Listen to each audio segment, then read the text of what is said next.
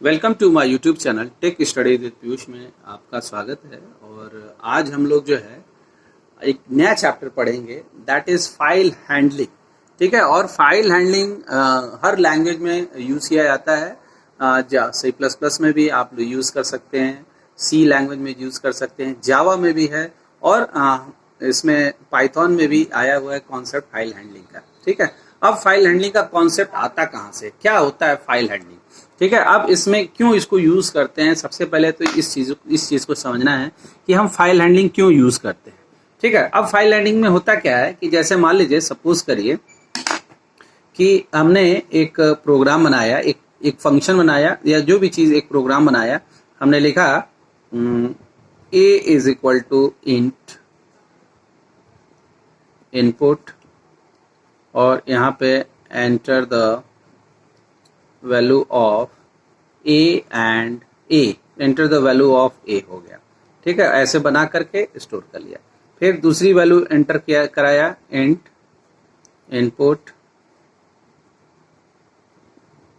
Enter the value of b, यानी a और b की वैल्यू को हमने इनपुट कर लिया, input enter the value of b। ठीक, अब हमने c is equal to a plus b कर दिया, c is equal to a plus b कर दिया।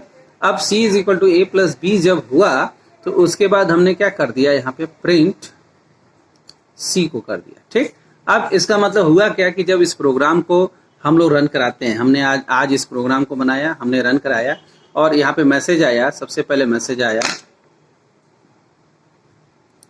एंटर द वैल्यू ऑफ ए की वैल्यू एंटर हुआ, हमने यूजर ने एंटर कर दिया 70। ठीक है, सेकंड मैसेज आया enter the value of B की वैल्यू को एंटर किया, आ गया 12 आ गया। ठीक, देन अब यहाँ पे क्या है, जो रिजल्ट आया दैट इज प्रिंट सी, तो 12 यानी 29 जो रिजल्ट आया वो हमारे सामने एग्जीक्यूट हो जाएगा, दैट इज 29 प्रिंट आया। तो यानी इसका मतलब क्या हो गया कि ये जो दो वैल्यू थी, ये दोनों वैल्यू इनपुट वैल्यूज हो गई, और जो रिजल्ट आया यानी ये जो दोनों वैल्यू थी ये हमारा इनपुट वैल्यूज था, और ये जो रिजल्ट आया ये हमारा क्या चीज हो गया, आउटपुट वैल्यूज हो गया।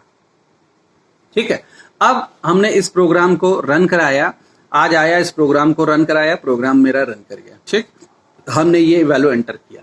अब हम नेक्स्ट डे आते हैं और सेम प्रोग्राम को फिर रन कराते हैं। ठीक है, अब सेम प्रोग्राम को, अब इसके बाद हमने नेक्स्ट डे इस प्रोग्राम को फिर रन कराया, तो जब नेक्स्ट डे इस प्रोग्राम को फिर रन कराते हैं तो होता क्या है कि हम फिर आता है, ये मैसेज हमारे सामने फिर आता है, हम लिखते हैं enter the value of A is equal to, अब यूजर यहाँ पे एंटर करता, मान लो यूजर ने एंटर कर दिया 29। ठीक है, फिर आया सेकेंड मैसेज आया enter the value of B is equal to 35। ठीक है, इस तरह से b की वैल्यू 35 है। ठीक है, अब c इज इक्वल टू, यानी 29 और 35 यानी 4 और 5 और 6 64 वैल्यूज आ गए। तो इसका मतलब ये आज हमने नेक्स्ट डे जो इनपुट हुआ वो इनपुट हो गया ये, और ये हमारा 64 क्या आ गया, आउटपुट आ गया। ठीक है, इसी तरह से हमने इस प्रोग्राम को फिर रन कराया, नेक्स्ट डे फिर रन कराया। तो इस तरह से जो बार बार इनपुट हमको करना पड़ रहा है, जो बार बार हम enter the value, input the value of A, input the value of B हम एंटर कर रहे हैं, और फिर ये जो फिर नेक्स्ट डे आ रहा है, फिर प्रोग्राम को इनपुट कर रहे हैं, और जो रिजल्ट आ रहा है वो रिजल्ट हमारा यूजलेस हो जा रहा है, बेकार हो जा रहा है। तो अगर हम ये चाहते हैं कि हम अपने ही प्रोग्राम में हम ऐसी फैसिलिटी को लाएं, ऐसी फैसिलिटी ले आएं जिसमें करना क्या है कि जो सारा इनपुट हो रहा है फाइल में, जो भी चीज इनपुट हो रहा है वो एक अलग फाइल में स्टोर हो जाए, जिसको हम बोलते हैं input.txt फाइल। हमने एक अलग फाइल में स्टोर कर लिया, और जो हमारा रिजल्ट आ रहा है हम उसको चाहते हैं किसी एक अलग पर्टिकुलर फाइल में स्टोर करना, और उस फाइल का नाम हम रख देते हैं output.txt फाइल। तो इसी चीज को, इसको कैसे हैंडल करेंगे, कैसे हमारे प्रोग्राम से ये कनेक्ट रहेगा, इसी चीज को हम फाइल हैंडलिंग में सीखते हैं। ठीक है, तो इसी चीज को हम क्या करेंगे, फाइल हैंडलिंग में सीखेंगे कि हमने क्या किया, सारे इनपुट को एक पास रख लिया, 17 12 29 29 35 ये हमने यहाँ पे स्टोर कर लिया, और बार बार हमारा प्रोग्राम को हमको इनपुट करने की कोई जरूरत ना हो, डायरेक्ट ही हमारा पाइथन का जो प्रोग्राम है इस टेक्स्ट फाइल से वो डेटा को उठा ले, ठीक है, और वो क्या करे, जो रिजल्ट आ रहा है दैट इज प्रिंट सी, या जो रिजल्ट आ रहा है हम वो हमारा इस टेक्स्ट फाइल में आके ऑटोमेटिक क्या हो जाए, स्टोर हो जाए। तो इसी प्रोसेस को हमको पूरा सीखना है फाइल हैंडलिंग में, कि कैसे हम अपने C++ प्रोग्राम के थ्रू, ये हमारा C++ प्रोग्राम, ये पाइथन प्रोग्राम है, और इस पाइथन प्रोग्राम के थ्रू हम कैसे अपनी फाइल को, हम कैसे किसी फाइल को हम कनेक्ट करते हैं, दो टू वे रहता है दोनों तरफ से, हम कैसे किसी फाइल को कनेक्ट करते हैं अपने प्रोग्राम से, ये हमारा पाइथन प्रोग्राम है। ये कौन सा प्रोग्राम है, पाइथन प्रोग्राम, और ये हमारा है फाइल, ये क्या चीज है, फाइल, इसको भी, ये भी हमारा क्या है, ये फाइल है, ठीक है। तो पाइथन प्रोग्राम को कैसे हम किसी सेपरेट दूसरी फाइल से कनेक्ट करते हैं, वहां से डेटा को स्टोर उठाते हैं, इनपुट करते हैं, और कैसे उस डेटा को स्टोर करते हैं, ये पूरा प्रोसेस हमको फाइल हैंडलिंग में समझना है। ये पूरा प्रोसेस क्या करना है, समझना है। यानी इसका मतलब क्या होगा कि फाइल हैंडलिंग जो होता है ये कुछ अलग से नहीं है, ये फाइल हैंडलिंग ये हम पाइथन प्रोग्राम ही है, बस इसमें करना क्या होता है कि फाइल हैंडलिंग के थ्रू हम किसी दूसरी फाइल को अपने प्रोग्राम, पाइथन प्रोग्राम से क्या कर सकते हैं, कनेक्ट कर सकते हैं। यहाँ किसी भी दूसरी फाइल को अपने प्रोग्राम के साथ कनेक्ट कर सकते हैं। हम चाहें तो फाइल से इनपुट, सारे इनपुट को हम किसी फाइल में स्टोर कर सकते हैं, सेपरेट फाइल में, और हम चाहें तो किसी प्रोग्राम का जो आउटपुट आ रहा है वो किसी दूसरी सेपरेट फाइल में स्टोर कर सकते हैं। इसी को हैंडल कैसे करेंगे, कैसे कोई वैल्यू इनपुट हो, कैसे किसी फाइल से इनपुट होगा, कैसे किसी फाइल में आउटपुट होगा, इसी पूरे प्रोसेस की हैंडलिंग ही फाइल हैंडलिंग है, इसीलिए इसका नाम है फाइल हैंडलिंग, ठीक है। तो most computer program work with file, this is because file help in storing information permanently, ठीक है। word processor create document files, database programs create file of the information, compiler reads sources file and generates executable files, so we see it is the file that are mostly work with inside programs. A file is in itself is a bunch of bytes stored on some storage device like hard disk, thumbs drive etcetera, ठीक है। तो अब file होता क्या है, file basically क्या होता है कि file is a file in itself, a file in itself is a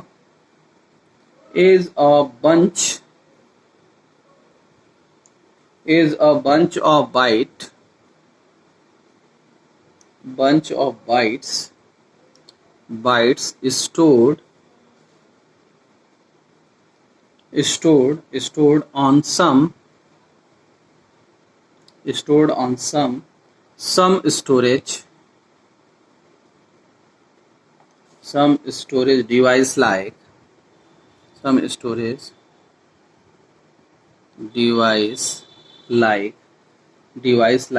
stored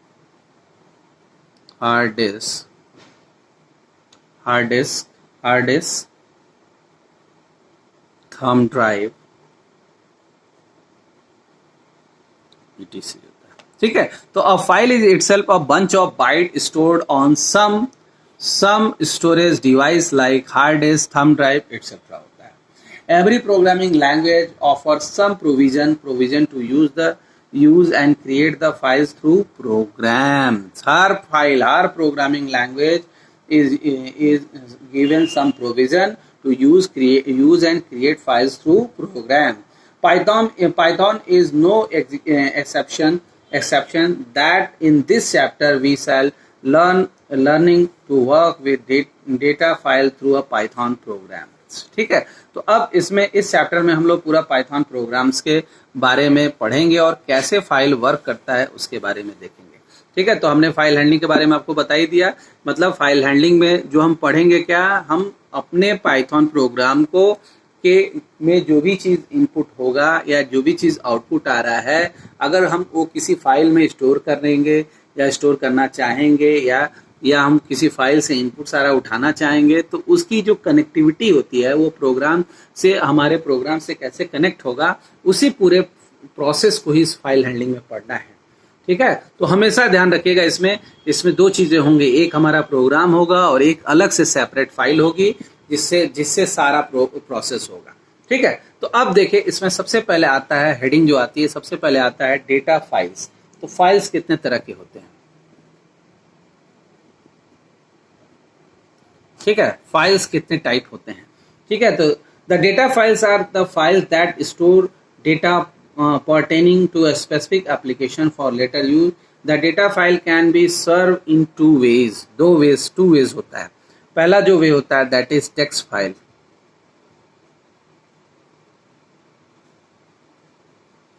और दूसरा जो वे होता है that is binary file।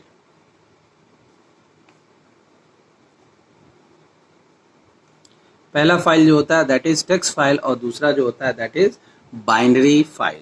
ठीक है, अब टेक्स्ट फाइल क्या होता है? फर्स्ट जो होता है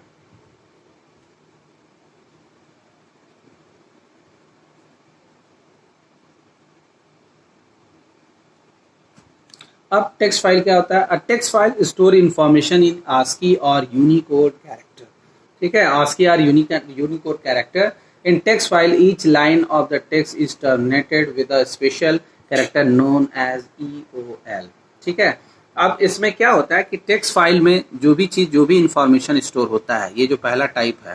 ठीक है, अब जैसे मान लीजिए यहाँ पे स्टोर है जैसे ABC कैट, ठीक है, या मान लीजिए Mohan,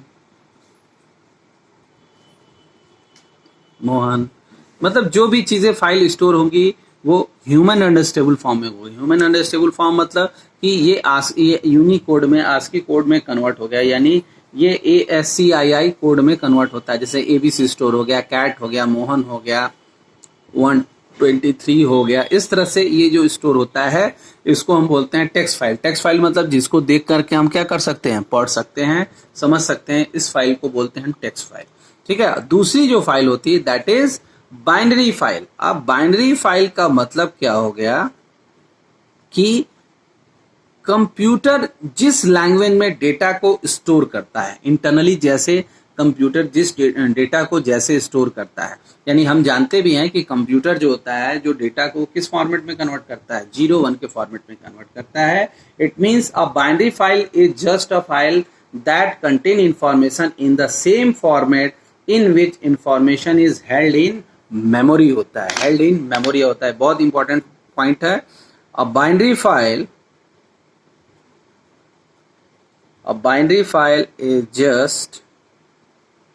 is just a file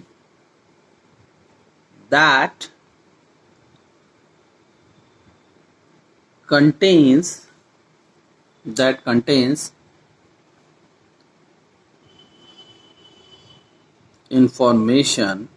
contains information is held in memory,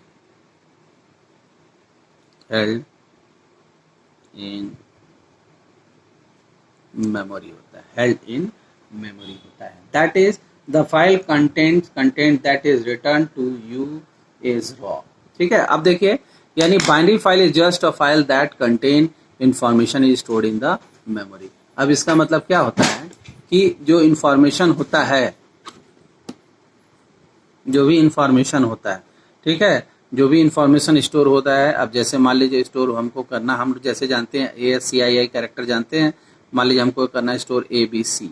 ठीक है, अब हम जानते हैं कि A का क्या होता है 90, कैपिटल A का होता है 65, कैपिटल B का 66 और कैपिटल C का 67। अब इसको बाइनरी में कन्वर्ट किया जाएगा, तो 65 का बाइनरी क्या हो जाएगा? 1 2 4 8 16 32 64। तो 64 और 1 बाइनरी हो गया, यानी 0 0 0 0 0, यानी जो इन्फॉर्मेशन स्टोर होगा 1 1 0 0 0 0 0, 5 टाइम 0 1। ठीक है, इसी तरह से जब 66 आ जाएगा तो 2 हो जाएगा, यानी हो जाएगा 1 0 0 0 0 1 0, इस तरह से। ठीक है, तो यानी ये बाइनरी फाइल का मतलब क्या हो गया कि जो भी इंफॉर्मेशन होगा वो इस फॉर्मेट में बाइनरी फाइल में सारी इंफॉर्मेशन क्या होगी, स्टोर होगी। ठीक है, यानी जिस तरह से कंप्यूटर में इंटरनली स्टोर होता है उसी तरह से स्टोर होगा। Also no translation occur in binary files, as a result binary files are faster and easier for a program to read and write them than are the text file. ठीक है, a long file does not need to be read by people or need to be ported to a different type of system. Binary files are the best way to store program information. Binary जो file होती है वो best way होता है और fast भी होती है, क्योंकि वो उसी फॉर्मेट में स्टोर होता है जिस फॉर्मेट में मेमोरी में ज़रूरत होती है। तो इसलिए बाइनरी फाइल को बहुत ही बेस्ट फाइल माना गया है और सारी इंफॉर्मेशन को आप क्या कर सकते हैं, स्टोर कर सकते हैं। ठीक है, अब फाइल को ओपन एंड क्लोजिंग फाइल्स, अब हम जो भी फाइल है उसको ओपन और क्लोज करने के कितने तरीके होते हैं वो चीज़ देखना है। ठीक है, तो अब सबसे पहला इसमें अगला हेडिंग जो आता है that is opening and closing files. Opening and closing files, files को हम कैसे ओपन कर सकते हैं और कैसे क्लोज कर सकते हैं इसके बारे में देखना है। ओपनिंग एंड क्लोजिंग फाइल्स हो गया। In order to work with a file from within a Python program, we need to open it in the specific mode as per the file manipulation task we want to perform. ठीक है, यानी opening file यानी file को हम open कर सकते हैं अपने हिसाब से, लेकिन उसको करना क्या है, उसका एक प्रॉपर तरीका है और उसका एक मोड होता है जिस मोड से हम फाइल को क्या कर सकते हैं, ओपन कर सकते हैं। हम फाइल को क्या करेंगे, ओपन करेंगे। ठीक है, अब वो तरीका क्या है ओपनिंग एंड क्लोजिंग फाइल का। तब ओपनिंग एंड क्लोजिंग फाइल को क्या तरीका है, कैसे वो करते हैं, तो हमने बताया था कि इसमें ओपनिंग एंड क्लोजिंग फाइल में तीन चीजें आती हैं, reading data files, writing data files and appending data files. यानी तीन चीजें होती हैं इस program opening and closing files में, तीन चीजें आती हैं। पहला जो आता है वो आता है रीडिंग डेटा फाइल्स।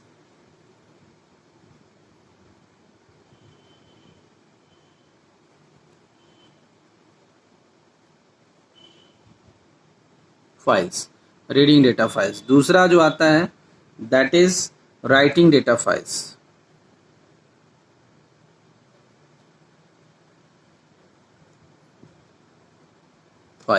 और तीसरा जो आता है that is third type, that is appending data to files.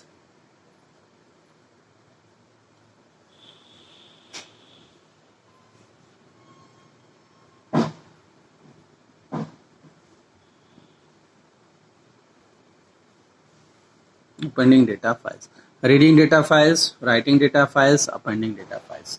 तो ये तीन चीजें आते हैं। Python provide built in function to perform each of these task, but before we can perform this function on a file we need to first open the file.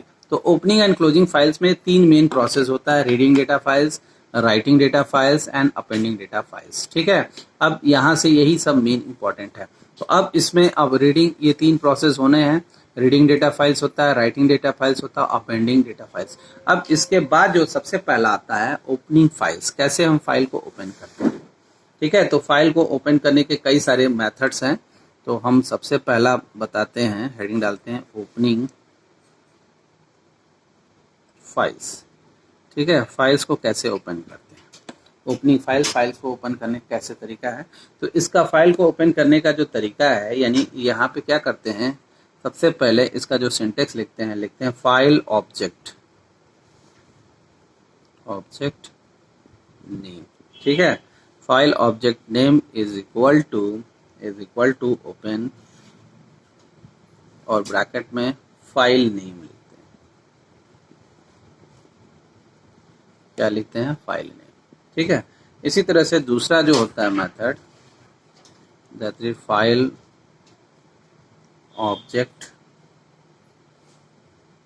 Name is equal to open और दूसरा file name और उसका mode होता है,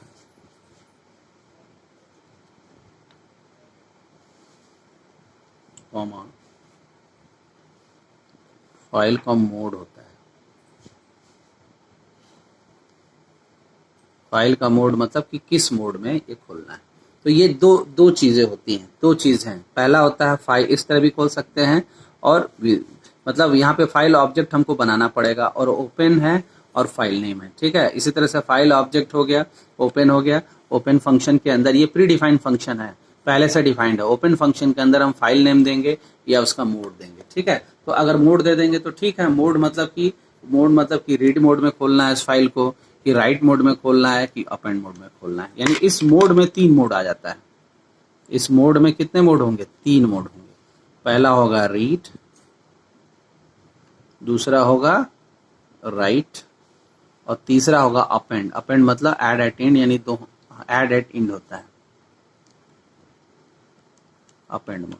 यानी 3 mode होगा। 3 mode होता है, रीड होगा, राइट होगा, या अपेंड मोड होगा। इन तीनों में से कोई मोड होगा, ठीक है। In data file handling through Python, the first thing that we can do in open the file, it done using open function as per one of the following syntax। यानी इसमें सबसे जो इम्पोर्टेंट चीज होता है दैट इज ओपन फंक्शन। यानी इस function को यूज करके हम लोग किसी भी फाइल को क्या कर सकते हैं? कनेक्ट कर सकते हैं with the help of file mode, ठीक है। अब जैसे फॉर एग्जांपल, अब हम एग्जांपल इसका देखते हैं। फॉर एग्जांपल, जैसे एग्जांपल में देख लेते हैं एक तो। अब एग्जाम्पल जब हम लोग देख रहे हैं तो यहाँ पे हम लोग देख रहे हैं, पहला जो एग्जाम्पल है यहाँ पे जैसे मान लिया लिखा है, फॉर एग्जाम्पल लिखा है जैसे my file is equal to, ऐसे हमने लिखा है my file is equal to open, और यहाँ पे डबल कोट्स में हमने लिखा story dot txt, ठीक है। अब देखिए यहाँ पे, यानी जो भी फाइल ओपन करना है उसको हमको किस में लिखना पड़ेगा? डबल कोट्स में लिखना पड़ेगा। अब हमने पहला वाला सिंटेक्स यहाँ पे फॉलो किया, तो जहाँ पे file object name is equal to open file name होता है, ठीक है। अब ये फाइल ऑब्जेक्ट होता क्या है? ये my file open story dot txt file, ठीक है। अब ये जो चीज है, ये जो स्टेटमेंट लिखा हुआ माई फाइल, इसी को हम बोलते हैं फाइल ऑब्जेक्ट, ठीक है, फाइल ऑब्जेक्ट। अब ये फाइल ऑब्जेक्ट होता क्या है? ठीक है, किसी को पता है फाइल ऑब्जेक्ट के बारे में? अब देखिए इसमें एक एक चीज हम बताते हैं। ये चीज हो गया फाइल ऑब्जेक्ट, ये हो गया ओपन फंक्शन, ये क्या है? ओपन फंक्शन है। और ये जो है ये फाइल नेम है। ये क्या चीज है? फाइल नेम, यानी वो जिस फाइल को ओपन करना है उसका नाम है। तो the above statement open file story.txt in file mode as read mode, यानी यहाँ पे हमने रीड मोड लिखा नहीं है, यानी ये बाय डिफॉल्ट जो मोड होता है वो कौन सा मोड होता है? याद कर लीजिए, बाय डिफॉल्ट, ठीक है, by default mode is read mode, यानी इसका जो मोड होता है दैट इज रीड मोड होता है। यानी बाय डिफॉल्ट जो मोड होता है दैट इज रीड मोड होता है। यानी रीड मोड जो होता है बाय डिफॉल्ट मोड है। यानी बाय डिफॉल्ट जो होता है वो कौन सा मोड होता है? रीड मोड होता है, ठीक है। यानी अगर हम रीड लिखे चाहे ना लिखे, बाय डिफॉल्ट इसने क्या मोड होता है? रीड मोड होता है। And attach it to file object namely my file, ठीक है। अब ये फाइल ऑब्जेक्ट होता क्या? ठीक है, अब देखिए कैसे समझते हैं इसको। जैसे मान लीजिए ये हमारा पाइथन का प्रोग्राम, ठीक है, और ये हमारा फाइल है, ये फाइल हो गया, ये हो गया पाइथन, ठीक। अब पाइथन हो गया। अब होता क्या है इसमें कि एक फाइल होता क्या है कि इसके बीच में और इसके बीच में, क्योंकि हम जानते हैं कि फाइल में जैसे कुछ कंटेंट लिखा हुआ है, मान ली कुछ भी लिखा है, रवि लिखा हुआ है ऐसे, ठीक है, रवि लिखा है, मोहन लिखा है, ऐसे लिखा हुआ फाइल में। और अब इस होता क्या है कि जब हम लिखेंगे my file is equal to my file object, जो फाइल ऑब्जेक्ट क्या होता है कि इन दोनों के बीच में एक ब्रिज की तरह से, इन दोनों के बीच में, यानी पाइथन प्रोग्राम और फाइल के बीच में एक ब्रिज का काम करता है। एक ब्रिज बनता है, इस ब्रिज के ही थ्रू, यानी ये दो डिफरेंट चीजें हैं, ये दोनों डिफरेंट चीजों को जब कनेक्ट करना है, हमको दो डिफरेंट चीजों को कनेक्ट करना है तो एक ऑब्जेक्ट की जरूरत होती है।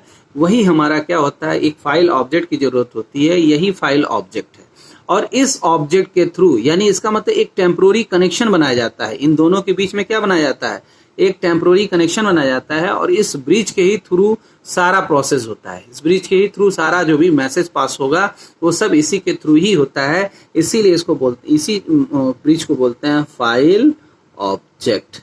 यानी जो भी काम होगा, यानी यहाँ पे क्या कह रहे हैं कि एक माई फाइल नाम का एक ऑब्जेक्ट बनाया गया है और वो किस फाइल को खोल रहा है, वो story.txt फाइल को, यानी इस फाइल का नाम है story.txt फाइल को खोल रहा है। और वो करेक्ट, यानी ये फाइल ऑब्जेक्ट, यानी माई फाइल के थ्रू वो ऑब्जेक्ट हमारा क्या है, कनेक्ट हो रहा है इससे, story.txt फाइल से।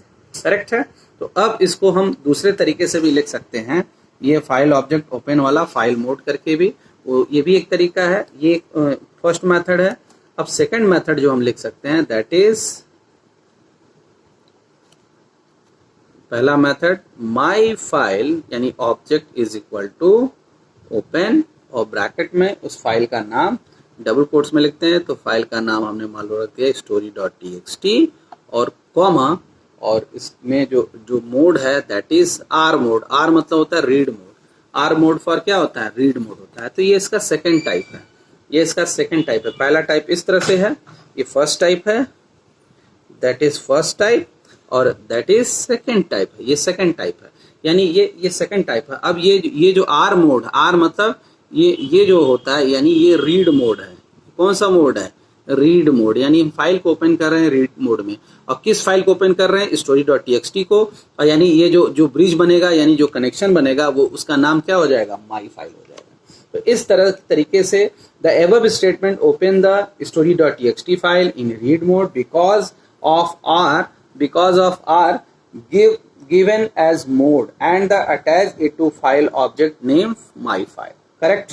अब इसी तरह से अगर मान लो हमको राइट मोड में खोलना है तो हम लिखेंगे सेम चीज, my file is equal to open bracket में story.txt, और यहाँ पे जब राइट मोड में खोलेंगे तो यानी यहाँ पे हमको क्या लिखना पड़ेगा, W लिखना पड़ेगा।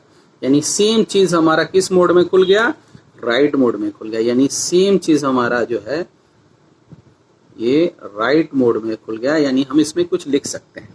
इसी तरह से एक मोड और होता है दैट इज अपेंड मोड, यानी ये तीसरा मोड होता है, ये अपेंड मोड होता है, ये भी एक तरीका है।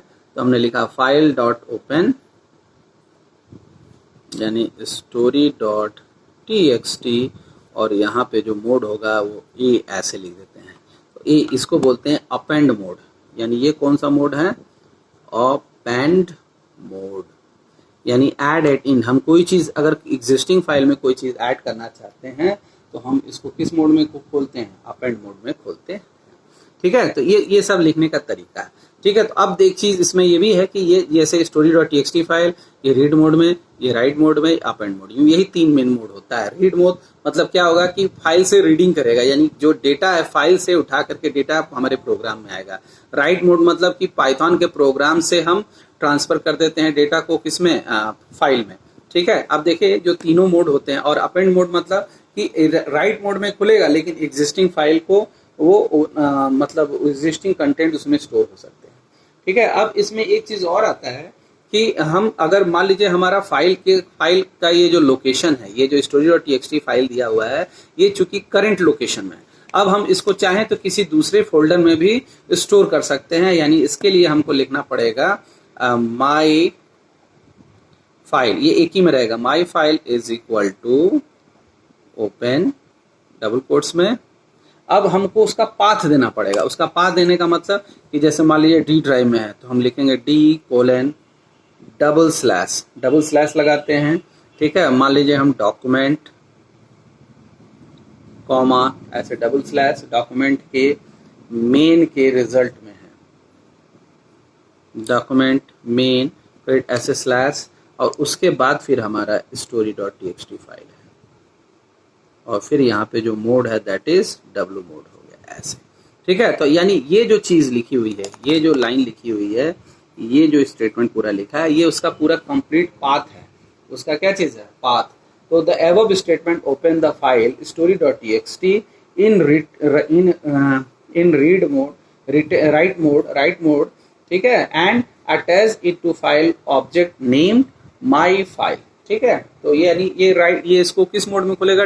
राइट मोड में खुलेगा, और इसको डी ड्राइव के डॉक्यूमेंट के मेन के में story.txt फाइल बना देगा। ठीक है, ठीक है। अब इसका मतलब क्या होता है कि ये दो मेन, ये जो है ये राइटिंग मोड में इसको खुलता है। तो हमने बताई आपको कि जो फाइल ऑब्जेक्ट होता है, ठीक है, the file object is also known as file handle. जो फाइल ऑब्जेक्ट होता है उसको हम फाइल हैंडलिंग भी बोलते हैं। ठीक, तो इस तरह से आप जो है डब्ल्यू मोड में भी खोल सकते हैं इसको, रीड मोड में आप रीड मोड में भी कर सकते हैं, अपेंड मोड में भी कर सकते हैं। अब इसके आगे का जो मतलब है, यानी यहाँ पे ये जो स्टेटमेंट पूरा लिखा हुआ है, इसको हम बोलते हैं फाइल ऑब्जेक्ट क्रिएटेड। ठीक है, पाथ ऑफ फाइल, और ये मोड है, यानी इसको बोलते हैं, ये जो चीज़ है इसको बोलते हैं पाथ ऑफ फाइल। ये जो W लिखा हुआ है दैट इज फाइल मोड, और ये जो है ये दैट इज फाइल ऑब्जेक्ट। ठीक है, तो ये फाइल ऑब्जेक्ट हो गया, फाइल ऑब्जेक्ट हो गया, पाथ ऑफ द फाइल हो गया, और ये जो हो गया ये फाइल मोड हो गया। तो इस तरह से हम इसको यूज भी कर सकते हैं। अब इसमें आप जहाँ भी देख रहे हो तो हमने डबल कोट्स लगाया है, तो कोई इससे दिक्कत नहीं है, डबल कोट्स आप भी लगा सकते हैं। और कहीं कहीं पे जैसे आप देखेंगे जब यहाँ पे हमने डबल कोट्स लगाया है, ठीक है, और कहीं कहीं पे क्या करते हैं हम, सिर्फ इसकी जगह पे जैसे माई फाइल लिखा है, तो अब हम लिख सकते हैं इसको my file is equal to open, और यहाँ पे एक सिंगल होता है दैट इज आर, यानी डबल कोट्स, और फिर हमने लिख दिया D: सिंगल टैम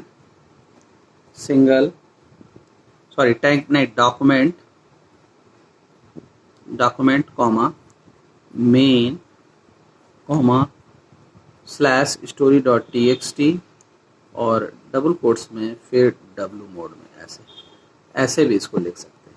ठीक है, तो अब यहाँ पे डबल स्लैश है, यहाँ सिंगल स्लैश है। डबल स्लैश और सिंगल स्लैश का मतलब क्या होता है कि अगर हमने सिंगल स्लैश लगाया है तो होता क्या है कि जैसे अगर मान लीजिए हमने आर नहीं लिखा है यहाँ पे, ठीक है, the prefix R in front of a string make it raw string. इसको जो आर लग जाता है दैट इज रा स्ट्रिंग का मतलब अभी मैं बता रहा हूँ, that means there is a no special meaning attach to any character. ठीक है, अब जैसे मान लीजिए कहीं कहीं होता है \n, ठीक है, तो \n पड़ गया, तो \n का मतलब क्या होता है? New line.